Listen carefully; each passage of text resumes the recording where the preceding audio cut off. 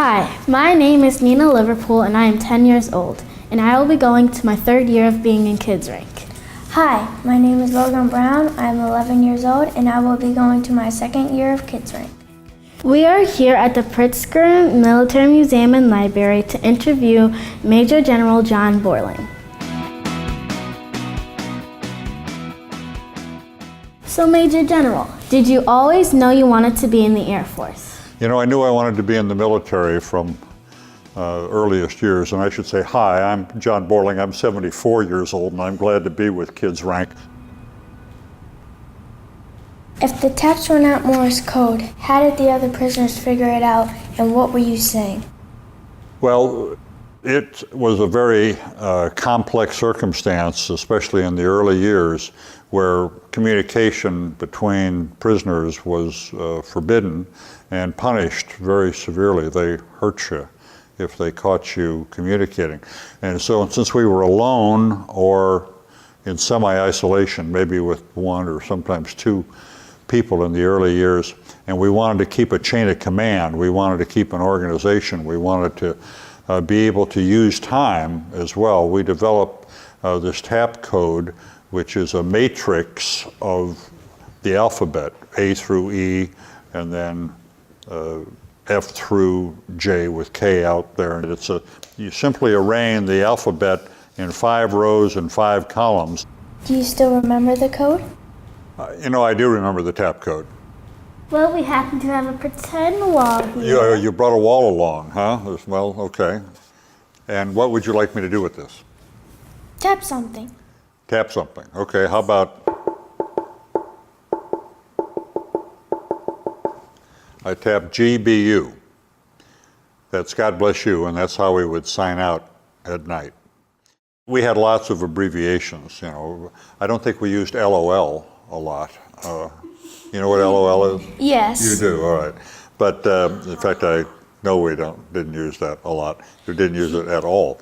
But we could sit there and we could teach each other languages, and we could teach and we could talk about the chain of command and who was in charge and what was happening and what we needed to do, and we could talk in terms of, in my case, some of the things that I wrote in my head and would tap through the walls. So my wife and little girl, who was 3 months old when I left, and she was 7.5 when I walked back in the door, and I wanted her to have legacy in case I didn't make it. Did you know about current news in your captivities? You know, we didn't know much. They had a propaganda broadcast that they would give us once a day, but it was that, and it was slanted toward, obviously, the side of the North Vietnamese. But it was a way to keep track of time also. You knew what day it was, you know, it was Sunday, you know, the 15th of August or whatever. So we didn't get real news. Can I want me to tell you a story about that in 1970? If you don't want me to tell you the story, tough, I'm going to tell you the story. The 1970, I was being tortured, if you really want to know, along with a bunch of other people. They were trying to make us go see a delegation and say things that were not true about our country. I managed to get loose from some of the things that they had me tied up in and get over to a desk. There was a desk about 15 feet away across this room, and I was in shackles and other things, but I was able to scoot over to this desk, and I get into it, and it was full of letters. I'd never had a letter. This is 4 years out, but this desk was full of letters, so I started going through those letters, and it wasn't one for me. There was one from a guy down the way, so I opened that. And it was from his wife, and it wasn't a nice letter. She told him she was going to leave him, which was sad. I never told him that, by the way, but he got that letter. You better believe he got that letter. And then they came in, and they saw I was loose and with all these letters, and they went crazy, and they started attacking me. And as they were ripping this stuff out of my hands, the last thing they ripped out of my hands was an envelope with a stamp on it, and the stamp was a man on the moon. We went to the moon, again, before you were born, 1969. This was a year later, asking you about current events, 1970, and I saw that stamp of a man on the moon, and that was the first time that we knew, talking about current events, and I was able to go back, okay? You know. That's we owned the moon, and it was a great morale booster for all of us for a long time. Years later, I can't tell you how much it meant to us that we were on the moon. I know you've earned a lot, and I mean a lot of ribbons. Yeah. In Kids Rank, we earn our ribbons for service. Mm-hmm. What kind of ribbons do you have? We call them ribbons, and there are ribbons, but they're military decorations. They're medals, if you will. And I was fairly highly decorated, had 30 or 40 awards. Frankly, I never kept track, but the ones that matter to me the most, I have a Silver Star, which is the third highest combat award for valor. I have a Purple Heart for being wounded a couple times. In fact, I've got multiple Purple Hearts. I've got 3 Bronze Stars and a V for valor, and those mean a lot. Was it hard to adjust back to your home routine after you've been away from home 7 years? Adjustment is always difficult. When you change schools, when you change duty stations, when dads come back or moms come back after being away, it seems like all of life is adjustment. So this adjustment after being away for 7 years was common to all those other adjustments that you make in life, but it took us longer to put things back together. Not so much in the flying career, but in the family career. You know what my daughter wanted me to do? The one who was 7.5? She had a dream. If you had a dream about your dad who was away, I know your dad is on the West Coast serving, and he comes home from time to time, but your mom and your dad are ensuring that you have a stable upbringing here in Illinois and out at Great Lakes.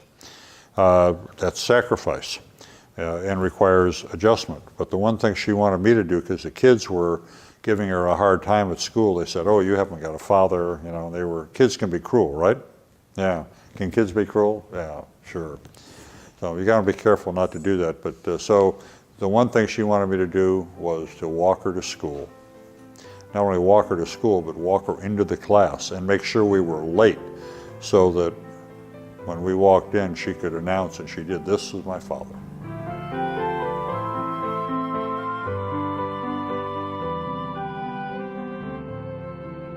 My dad at one point was gone for a year. I knew where he was. I knew that he was okay, but I still felt down. How do you think your daughter felt, not knowing where you were, not even knowing if you were alive for 7 years? Yeah, well, you were talking about adjustments and missing and all of that business, and after a while, the ache just gets to be kind of a dull pain, I would think, but you have a chance to get on FaceTime, or you can do things over the internet and see one another, so that makes it that makes it special, I think. That makes it better.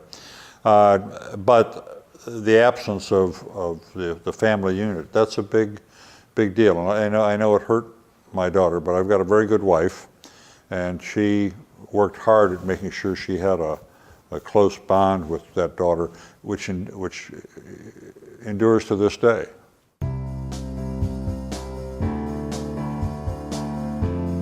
And you guys who are in the military, the children of the people who are serving, you're uprooted a lot. You have a lot of uncertainty in your life, so you have to rely on one another.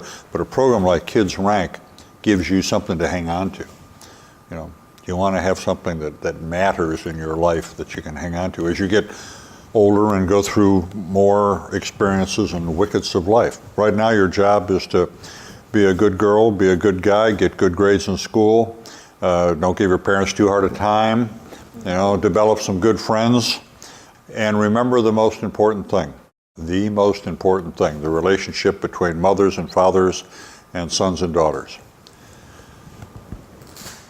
You really want to make them proud of you, and they really want to be proud of you.